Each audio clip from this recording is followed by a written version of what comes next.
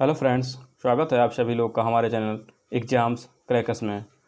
Friend, हम लोग जनसंख्या और नगरीकरण का पार्ट फर्स्ट जो है कि पिछली वीडियो में डिस्कस कर चुके हैं, जिसमें हम लोग भारत की जो जनगणना का एक सारांश देखे थे और साथ ही जो है कि लिंगानुपात और दशकीय वृद्धि और साथ ही जो सर्वाधिक जनसंख्या का जो पार्ट था और एक दो पॉइंट और हम लोग वहाँ पर डिस्कस किए थे और उस वीडियो का आप लोगों ने बहुत लाइक किया था।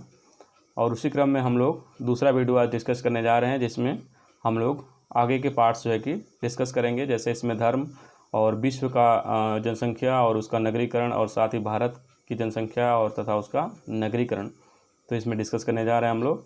तो चलिए स्टार्ट करते हैं आज का वीडियो। और उससे पहले फ्रेंड, अगर वीडियोज़ हमारे पसंद आ रहे हैं तो चैनल को ज़रूर सब्सक्राइब करिए और ज़्यादा से ज़्यादा शेयर करिए, ताकि और अधिक लोग जुड़ सकें और अपनी तैयारियों को बेहतर कर सकें और हमें भी बेहतर वीडियो बनाने का मोटिवेशन मिलता रहे। चलिए स्टार्ट करते हैं।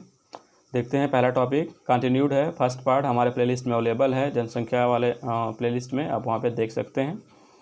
तो आज हम लोग स्टार्ट करेंगे जनसंख्या घनत्व से। ठीक है फ्रेंड्स, जनसंख्या घनत्व से भी कई बार क्वेश्चन पूछे गए हैं।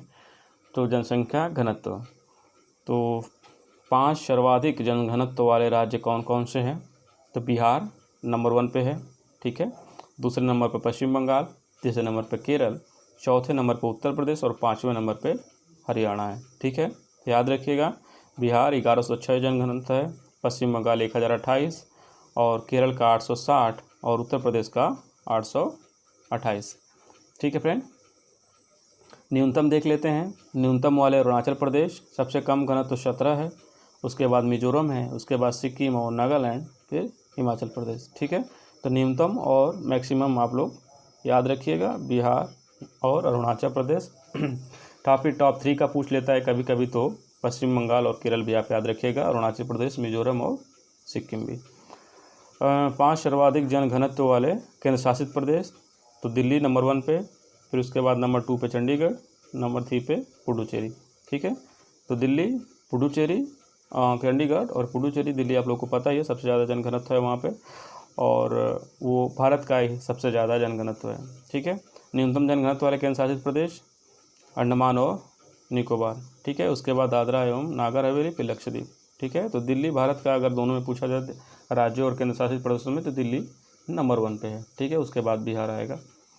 चलिए अगला देखते हैं, अगला टॉपिक क्या है? लिंगानुपात। ठीक है, लिंगानुपात हम लोग डिस्कस करने जा रहे हैं। तो 5 सर्वाधिक लिंगानुपात वाले राज्य कौन कौन से हैं? तो केरल 1084 लिंगानुपात, मतलब यहाँ पे 1000 पुरुषों पे, ठीक है, महिलाओं की संख्या यहाँ पे दी गई है। ठीक है, ये 1000 पुरुष हैं ये, और उनके सापेक्ष महिलाओं की संख्या, तो केरल में 1084, मतलब 84 महिलाएँ वहाँ पे एक्स्ट्रा हैं पुरुषों से लिंगानुपात में। तमिलनाडु में 996 हैं, आंध्र प्रदेश में जो है कि 994 है। ठीक है, तो टॉप 3 तो आप याद करके रखिए, एटलीस्ट टॉप 3 अक्सर पूछ लिया जाता है। ठीक है, केरल, उसके बाद तमिलनाडु, उसके बाद आंध्र प्रदेश, और न्यूनतम में हरियाणा, जम्मू एंड कश्मीर और सिक्किम। हरियाणा सबसे कम 889, ठीक है, उससे 10 अधिक जम्मू एंड कश्मीर 889 और हरियाणा 879 था, 879, और जम्मू एंड कश्मीर 889। उसके बाद सिक्किम 1 अधिक 890। ये भी टॉप 3 याद रखिएगा जो नीचे से हैं न्यूनतम लिंगानुपात वाले राज्य। तो केरल, तमिलनाडु, आंध्र प्रदेश, फिर न्यूनतम में हरियाणा, जम्मू कश्मीर एंड सिक्किम। ठीक है, ये जम्मू कश्मीर उसके डिस्ट्रीब्यूशन विभाजन के बाद भी है। और आगे फ्रेंड पंजाब और उत्तर प्रदेश आप देख सकते हैं। अगर उत्तर प्रदेश स्पेशल हैं तो आप उत्तर प्रदेश को देख सकते हैं कि न्यूनतम लिंगानुपात मामले में उत्तर प्रदेश का 5वां नंबर है। अगला है सर्वाधिक लिंगानुपात वाले केंद्र शासित प्रदेश। ठीक है, तो ये पुडुचेरी 1037। ठीक है, तो पुडुचेरी देखा जाए तो दूसरे नंबर पे आ जाएगा। अगर हम टोटल भारत के केंद्र शासित प्रदेश और राज्य दोनों को मिलाएंगे तो पहले पे केरल आ जाएगा, दूसरे नंबर पर पुडुचेरी आ जाएगा, इस हिसाब से देखेंगे तो। और बाकी उसके बाद लक्षद्वीप, अंडमान निकोबार। न्यूनतम लिंगानुपात वाले केंद्र शासित प्रदेश फ्रेंड कौन कहेंगे? दमन और दीव। ठीक है, ये पूरे भारत के राज्य और केंद्र शासित प्रदेश की बात करें सबसे कम, और दादरा एवं नागर हवेली भी सबसे कम, और चंडीगढ़ भी सबसे कम। तो ये न्यूनतम यहाँ याद रखिएगा, दमन दीव केंद्र शासित प्रदेश का सबसे कम जो है कि लिंगानुपात है। उसके बाद दादरा एवं नगर हवेली जैसे बगल में है उसके, तो इसका भी 774 है, और चंडीगढ़ का भी 818 है। इसके बाद हमारा चंडीगढ़, इनके बाद हरियाणा आएगा जिसमें 889 थे। ठीक है, तो न्यूनतम आप दोनों को ध्यान में रख के कंपेरिजन करके याद करिए तो बहुत ईजिली याद हो जाएगा। हरियाणा जो राज्य है और केंद्र को, दोनों को अगर आप मैच करा के नहीं याद करेंगे तो एग्ज़ाम में कन्फ्यूजन हो सकती है। तो दोनों को कंपेरिजन करा के आप याद करेंगे तो ईजिली याद करेंगे, और इसको कम से कम आप 4 से 5 बार रिवाइज करेंगे तब पूरा क्लियर होगा। ठीक है फ्रेंड्स, चलिए अगला है शिशुलिंगानुपात भी कभी कभी पूछ लेता है, तो उसको भी देख लेते हैं। तो सर्वाधिक शिशुलिंगानुपात अरुणाचल प्रदेश में है, केरल नहीं है, ये ध्यान रखिएगा, क्योंकि यहाँ पे कन्फ्यूजन हो जाता है कि केरल और अरुणाचल प्रदेश मतलब दूसरे राज्यों में, कि हम सब लोग केरल ही लगा देते हैं, तो उनको लगता है कि नॉर्मल जो महिलाओं पुरुष का लिंगानुपात हो वही होगा, लेकिन यहाँ पे चेंज है। तो इसको ध्यान रखिएगा, अरुणाचल प्रदेश, उसके बाद मिजोरम। तो इसमें पहला याद रखिएगा, ज़्यादा इंपॉर्टेंट रहेगा। और न्यूनतम में हरियाणा है, न्यूनतम में सेम है, तो आपको याद रखने की ज़रूरत नहीं है, बस माइंड मेकअप करने की ज़रूरत है। ठीक है, न्यूनतम में हरियाणा। अगला है धर्म। ठीक है, तो धर्म के बारे में जो भी चीज़ें हम उसको यहाँ पे डिस्कस करेंगे। और वीडियोज़ अगर पसंद आ रहा है तो ज़रूर सब्सक्राइब करिए फ्रेंड, और शेयर भी करिए। टॉपिक है हमारा धर्म। ठीक है, तो धर्म के बारे में भी कई बार क्वेश्चन पूछा गया है कि उसका साक्षरता दर किसकी सबसे अधिक है, लिंगानुपात किस धर्म का सबसे अधिक है। तो उसको हम लोग यहाँ पे एक बार देख लेते हैं। एक चार्ट के थ्रू हमने इसको प्रिपेयर किया है ताकि ईजिली आपको याद हो जाएगा। ठीक है, तो यहाँ पे धर्म है, साक्षरता है दूसरे नंबर पे, तीसरे नंबर पे लिंगानुपात। तो हिंदू धर्म में देख लेते हैं, साक्षरता 73.3 है, लिंगानुपात 939 है। मुस्लिम धर्म में 68.5 है साक्षरता, और 951 लिंगानुपात है। तो लिंगानुपात यहाँ पे देखने योग्य है कि ये अधिक है, लेकिन साक्षरता यहाँ पे कम है। तो ये दोनों को आप देख लीजिएगा कंपेरिजन में। ईसाइयों की साक्षरता अधिक है, ठीक है, दोनों लोग से, और इनका लिंगानुपात सबसे ज़्यादा है। तो ये इम्पॉर्टेंट हो जाता है, सभी धर्मों में लिंगानुपात सबसे ज़्यादा किसका है, ईसाइयों का। ठीक है, ये याद रखिएगा। और सिख का जो है कि साक्षरता 75%, 903 है लिंगानुपात इनका, और इनका सबसे कम है। ठीक है, तो ये भी आप लोग याद रखिएगा, सबसे कम जो है कि सिख का, और सबसे अधिक लिंगानुपात ईसाइयों का। बौद्ध धर्म की बात करें तो 81.4% इनकी साक्षरता है, 965 है इनका जो है कि लिंगानुपात। जैन को इम्पोर्टेंट कर लीजिएगा, क्योंकि इनका जो साक्षरता दर है वो सबसे अधिक है। ठीक है, तो याद रखिएगा, जैन और ईसाई में कन्फ्यूजन हो जाता है हमेशा, तो हमको याद रखना है जैन की साक्षरता अधिक है, ये एक कॉमन पॉइंट। बाकी दो चीज़ों में जो है कि ईसाई आगे हैं, किसमें, क्योंकि उसमें लिंगानुपात अधिक है, ये ध्यान रखिएगा। और साथ ही सिख का जो है कि लिंगानुपात सबसे कम है। अगर मान लीजिए यहाँ पे धर्म के मामले में सबसे कम साक्षरता पूछा जाएगा तो सिख, तो सिख में साक्षरता भी नहीं, सॉरी, सिख तो ठीक है, यहाँ पे हिंदू हैं, हिंदुओं की साक्षरता बाकी, ओह सॉरी, ये मुस्लिम है 68.5। ठीक है, तो ये ध्यान रखिएगा, सबसे अधिक जैनों में और सबसे कम साक्षरता मुस्लिमों में 68.5। तो इसको, ये चार्ट आप दिमाग में फिट कर लीजिए, क्योंकि अक्सर इससे एक क्वेश्चन पूछ लिया जाता है एग्जाम में। चलिए अगला पॉइंट देखते हैं, अनुसूचित जाति और जनजाति के बारे में यहाँ पे थोड़ा देख लेते हैं, इनके आंकड़े क्या है जनगणना 2011 के अनुसार। तो अनुसूचित जाति का लिंगानुपात याद रख लीजिएगा, और साथ ही साक्षरता दर भी ध्यान में रखिए। साक्षरता दर 66.41 है, जो राष्ट्रीय स्तर से बहुत कम है, और लिंगानुपात इनका ठीक ठाक है 945। ठीक है, और इनका जो है कि परसेंटेज वगैरह हम लोग जो समरी में डिस्कस कर चुके हैं, तो यहाँ पे मैं परसेंटेज नहीं लिख रहा हूँ। ठीक है, तो इनका परसेंटेज लगभग 20% के आसपास है, 20 या 16 है, थोड़ा सा डाउट है। ठीक है, तो इसको आप लोग वहाँ पे जो पार्ट 1 में हमने एक जनगणना का सारांश किया है, उसमें हमने उसको दिया है। ठीक है, तो इसको ध्यान रखिएगा आप लोग, और उसमें से आप देख सकते हैं।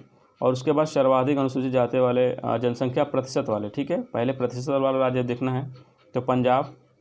ठीक है, पंजाब में सबसे ज़्यादा परसेंटेज के हिसाब से अनुसूचित जाति सबसे अधिक है, दूसरे नंबर पे हिमाचल प्रदेश है। ठीक है, तो परसेंटेज के मामले में पूछेगा अनुसूचित जाति, एससी जाति, तो आप पंजाब मारेंगे, लेकिन अगर जनसंख्या के मामले में, कैलकुलेशन के मामले में कहेगा तो उत्तर प्रदेश सबसे अधिक है, उसके बाद वेस्ट बंगाल, पश्चिम बंगाल है। तो ठीक है, भी ध्यान रखिएगा, उत्तर प्रदेश में 4.13 करोड़ है टोटल जनसंख्या के मामले में, लेकिन परसेंटेज के मामले में पंजाब है। तो ये ध्यान रखिएगा आप लोग, दोनों अलग अलग डेटा हैं, तो कंपेरिजन करके याद करने में आसानी रहेंगे।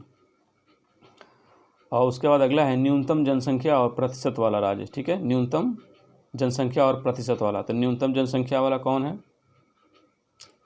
मिजोरम, ठीक है, दोनों में यही है, ठीक है, ये ध्यान रखिएगा। न्यूनतम जनसंख्या और न्यूनतम प्रतिशत वाले में दोनों में मिजोरम है, ठीक है। कैलकुलेशन के मामले में मिजोरम में सबसे कम जनसंख्या है और प्रतिशत के मामले में भी यहाँ पे सबसे कम जनसंख्या है, तो इसको ध्यान रखिएगा। और इसमें यहाँ पे स्टार लगा हुआ है तो इसको भी याद रखिएगा। अंडमान निकोबार, नागालैंड और अरुणाचल प्रदेश में कोई भी अनुसूचित जनजाति निवास नहीं करती है, तो ये भी ध्यान रखिएगा। अगर ये ऑप्शन आ जाएगा तो बाकी ऑप्शन वैसे आप भूल जाएंगे। अंडमान निकोबार, नागालैंड और अरुणाचल प्रदेश, ठीक है, तो इसमें कोई भी अनुसूचित जाति निवास नहीं करती है। चलिए अनुसूचित जनजाति के बारे में देख लेते हैं एक बार। जनजाति लिंगानुपात 990 है, ठीक है, बहुत ज़्यादा है राष्ट्रीय स्तर से भी। और साक्षरता थोड़ी कम है, 59 है नियर अबाउट, ठीक है, 59%। तो लिंगानुपात ध्यान रखिएगा और इनकी साक्षरता भी। और सर्वाधिक अनुसूचित जनजाति जनसंख्या और प्रतिशत वाले राज्य कौन कौन से हैं? तो सर्वाधिक जनजाति जनसंख्या वाले मध्य प्रदेश में है, 1.5 करोड़ जो है कि, और उसके बाद महाराष्ट्र है, ठीक है। और प्रतिशत के मामले में मिजोरम सबसे अधिक जो है कि 94% से अधिक यहाँ पे जो है कि अनुसूचित जनजाति निवास करते हैं, ठीक है। इसके बाद दूसरे नंबर पर नागालैंड है, ठीक है, नागालैंड दूसरे नंबर पे है। तो प्रतिशत में मिजोरम और जो है कि सर्वाधिक अनुसूचित जनजाति में मध्य प्रदेश संख्या के मामले में नंबर 1 पे है, दूसरे पे महाराष्ट्र।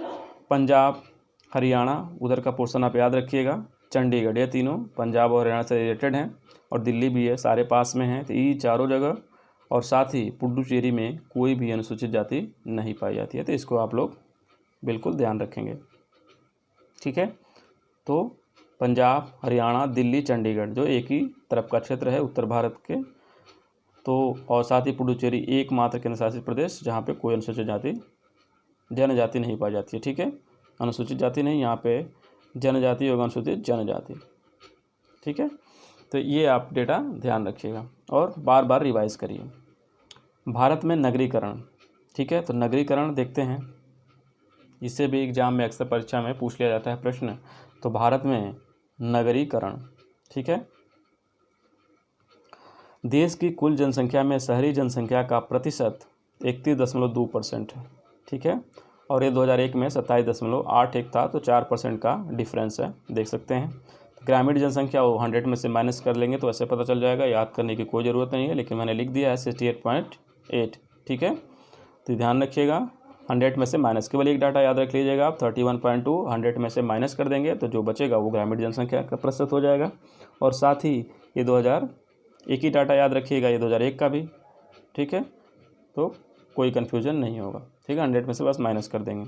वहीं अगर जनसंख्या की बात करें तो 37.71 करोड़ है ये, अगर इसको नंबर में पूछा जाएगा तो 37.71 करोड़ टोटल नगरीकरण जनसंख्या है, और शहरीकरण इसमें से टोटल जनसंख्या में से घटा देंगे तो 83.34 करोड़ ग्रामीण जनसंख्या है, ठीक है। तो अक्सर परसेंटेज पूछता है तो आप परसेंटेज पे फोकस करिएगा और इसी से नियर अबाउट परसेंटेज में 6 जोड़ देंगे तो वो टोटल में आ जाएगा, ठीक है।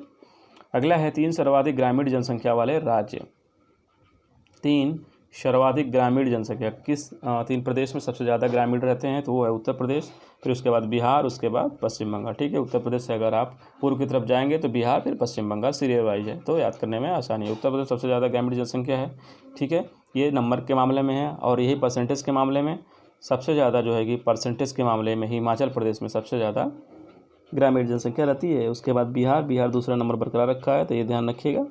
और तीसरे पे असम आ गया है, ठीक है। तो हिमाचल प्रदेश में परसेंटेज के हिसाब से सबसे ज़्यादा ग्रामीण, लगभग यहाँ पे 90% के आसपास जो है कि ग्रामीण पाए जाते हैं।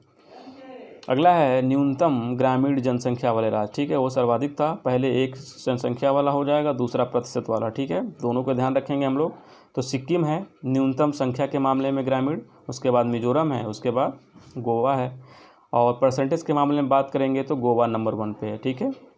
सबसे कम प्रतिशत जो है कि ग्रामीण संख्या का है वो गोवा में है, उसके बाद मिजोरम, उसके बाद तमिलनाडु। तो इसको ध्यान रखिएगा। इसका उल्टा भी हो जाएगा फ्रेंड, जैसे गोवा में जो प्रतिशत होगा, गोवा में सबसे ज़्यादा नगरीकरण होगा, उसके बाद मिजोरम में, उसके बाद तमिलनाडु में। तो इसका वाइस वर्सा भी आप कर सकते हैं, ठीक है। परसेंटेज वाले का बस परसेंटेज वाले का वाइस वर्सा करना है, अगर टोटल वाले का आप करेंगे तो कन्फ्यूज हो जाएंगे, ठीक है, और गलत भी हो जाएगा। तो परसेंटेज का वाइस वर्सा कर सकते हैं, देख लेते हैं, अभी सेम आएगा। सर्वाधिक नगरीय जनसंख्या वाले राज्य, महाराष्ट्र, ठीक है, सबसे ज़्यादा यहाँ पे नगरीय जनसंख्या निवास करती है, उसके बाद उत्तर प्रदेश, उसके बाद तमिलनाडु, ठीक है, इसको ध्यान रखिएगा। अब उसी तरह सर्वाधिक प्रतिशत वाले में देख लीजिए, मैच करा लेते हैं, तो गोवा, फिर मिज़ोरम, फिर तमिलनाडु। सेम, गोवा न्यूनतम वाले में था प्रतिशत में, मिज़ोरम और तमिलनाडु, और यहाँ पे सर्वाधिक नगरी में आ गया। ग्रामीण में न्यूनतम थे जो परसेंटेज में, वो नगरी में जो है कि परसेंटेज में सर्वाधिक हो जाएंगे। तो गोवा सबसे ज़्यादा जो है कि नगरी है, उसके बाद मिज़ोरम है। ध्यान रखिएगा, मिज़ोरम थोड़ा सा डिफरेंट हो जाता है तो कन्फ्यूजन होता है। दूसरे नंबर मिज़ोरम है, तीसरे नंबर पे तमिलनाडु, ठीक है। अगला है न्यूनतम नगरीय जनसंख्या वाले राज्य, ठीक है। तो सिक्किम, फिर अरुणाचल प्रदेश, फिर नागालैंड, फिर यहाँ पे परसेंटेज के मामले में तो हिमाचल प्रदेश में सबसे कम है, क्योंकि वहाँ पे सबसे अधिक हम देखे थे, फिर बिहार था, फिर असम था, ठीक है। तो परसेंटेज में जो अधिकतम ग्रामीण था वहाँ पे ये न्यूनतम नगरी में हो जाएगा कन्वर्ट। तो ये दोनों को आप कंपेरिजन करके पढ़िएगा, ठीक है। कंपेरिजन का मतलब सेम रखिएगा, बस उसको उलट दीजिएगा, बस माइंड में सेट करना है आपको, ठीक है। और सर्वाधिक व न्यूनतम नगरीय संख्या वाले केंद्र प्रदेश कौन के हैं? तो दिल्ली में सर्वाधिक नगरीकरण है और सबसे कम अंडमान एवं निकोबार में। अगर नया डेटा लिया जाएगा तो लद्दाख आएगा, ठीक है। तो मे भी नया डेटा की वजह से इसको न पूछे, और लेकिन अगर आएगा तो अब अंडमान निकोबार ही लगाएंगे, क्योंकि लद्दाख नहीं देगा पुराने डेटा के हिसाब से पूछेगा तो, ठीक है। तो इसको आप लोग ध्यान रखिएगा। और उसके बाद और डिटेल देखते हैं नगरीकरण के बारे में क्या है। भारत में जनगणना विभाग ने नगरों को जनसंख्या के आधार पे 6 जो है कि पार्ट में डिवाइड किया, ठीक है, वर्ग में, 1 से लेके 6 वर्ग, ठीक है। इसको आप लोग ध्यान रखिएगा, 1 से लेके 6 वर्ग।